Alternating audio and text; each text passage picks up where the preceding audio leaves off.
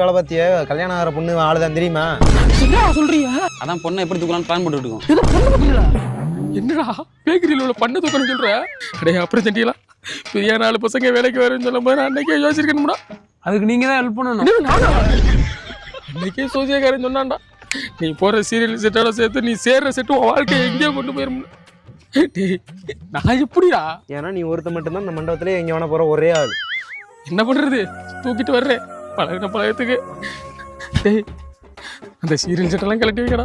கழட்டி வைக்கிறேன் போங்க. எனக்கு வேற பொழப்பு தெரியாதுடா.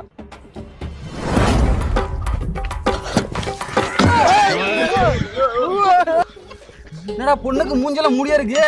என்னையா மாப்பிள்ளையை தூக்கிட்டு வந்திருக்கேன். இப்போதைக்கு வந்தா நான் கரெக்டா வச்சுக்கடா. நான் எதுக்கு உடனே எனக்கே தெரிய மாட்டேங்குது. அவர் கரெக்டா தான் தூக்கிட்டு வந்திருக்காரு. மாப்பிள்ளை தூக்கிட்டு வந்தா கல்யாணம் அப்புறம் நடக்கும்.